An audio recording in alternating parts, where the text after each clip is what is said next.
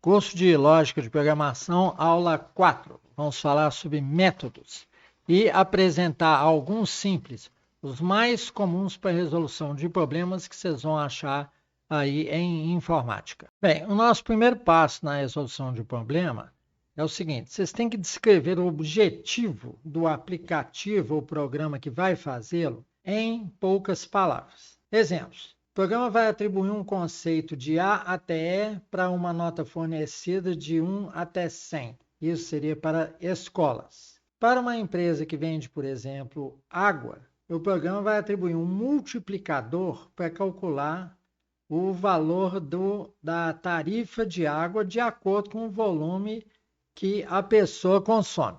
Bem, o segundo passo, você descreve o princípio do método que você vai utilizar. Você já tem uma ideia que você vai atribuir conceito ou um multiplicador, né, de acordo com o volume de água consumido. Agora, aqui você já especifica um pouco mais detalhadamente qual vai ser o princípio do método. Você fala, o programa vai utilizar uma tabela com intervalos padrão de 1 até 100, você sabe que as notas vão de 1 até 100, né, atribuindo letras dos conceitos, né, para cada intervalo. E no caso de volume consumido, para você cobrar, você fala que vai ter uma tabela com volumes consumidos, as faixas, né, e as tarifas correspondentes para cada faixa. Então, uma pequena pausa para explicar que métodos a gente mais utiliza em programas. Nós podemos utilizar equações, uma ou mais, tabelas, vai ser nosso caso aqui, uma ou mais tabelas, uma mistura dos dois, equações e tabelas. Para uma etapa você utiliza equação, aí você obtém um número e com esse número você vai em uma tabela, ou seja, é uma combinação dos dois métodos. E procedimentos com condições diversas, com ou sem conjugação com as equações e as tabelas. Seria o tipo de problema mais complexo, que é o que a gente mais encontra no meio empresarial. Então, vamos falar dos objetivos que vocês mais vão encontrar para seus programas. Estes métodos de que nós falamos podem se aplicar a cálculo dos conceitos, como nós vamos dar aqui, cálculo de tarifas, nós falamos para água, mas vale para energia elétrica, vale para telefonia, ou você pode colocar planos com valores definidos. Se aplica a cálculo de juros para problemas bancários, empresas de financiamento, etc. Cálculo de prêmios de seguros, óbvio, para seguradoras.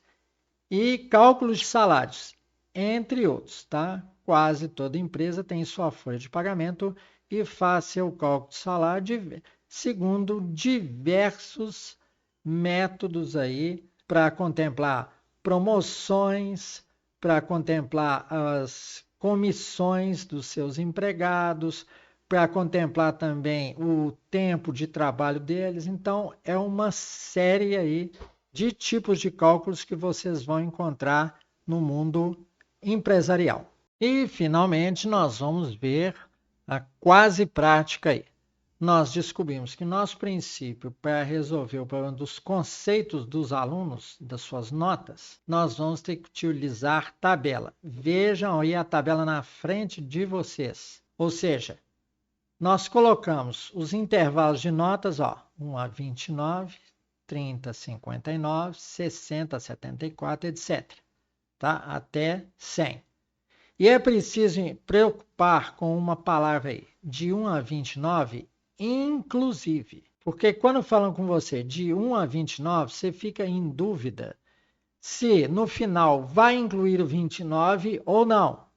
Então você tem que falar de 1 a 29, inclusive. De 30 a 59, inclusive. Ou seja, valores exatos. O que vai acontecer com a nota 29,5? Você vai definir no seu programa se ela vai estar no primeiro intervalo aqui, ou seja, você vai pegar só a parte inteira e incluir no intervalo, ou se você vai somar a uma nota meio para que ela caia no próximo inteiro. No caso, cairia em 30.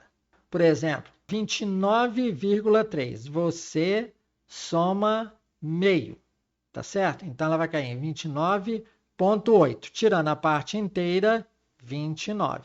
29,7. Você soma meio, dá 30,2.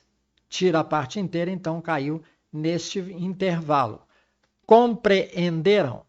Vocês têm que utilizar a lógica e saber que existe arredondamento, que existe aproximação. Então, tomem bastante cuidado com isso. Se é um intervalo de 1 a tanto, inclusive, e contemplar, pensar nos resultados fracionários também. E aqui já está o intervalo de cabeça para baixo. Eu não coloquei o conceito A primeiro. Por quê? Você já faz o teste se a nota vai de 1 a 29. Pronto. Aí você já fala conceito e já sai fora. Você não faz os demais testes.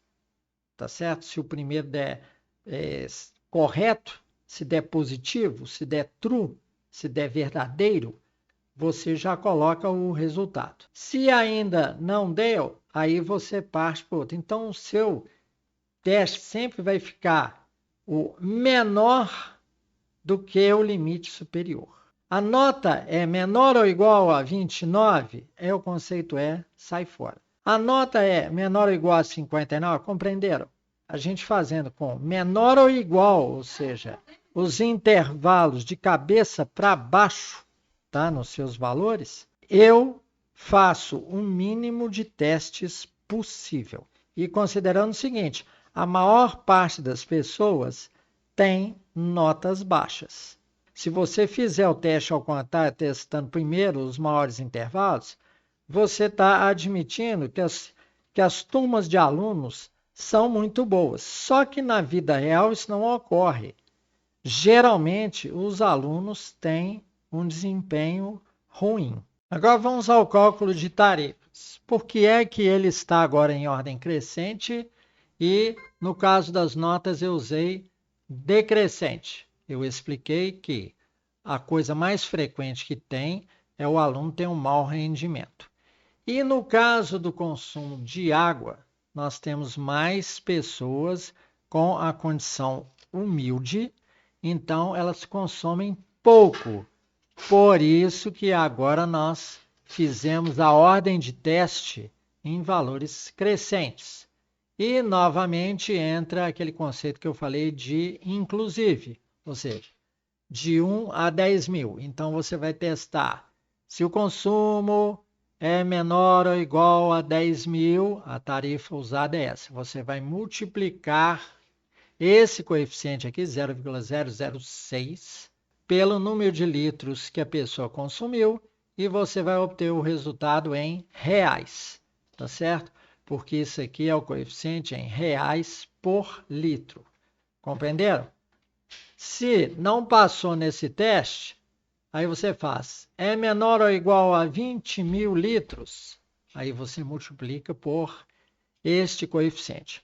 Compreenderam? Então, a ordem dos testes deve obedecer à lógica de consumo, ou notas ou consumo, de acordo com o contexto em que está inserido o seu problema.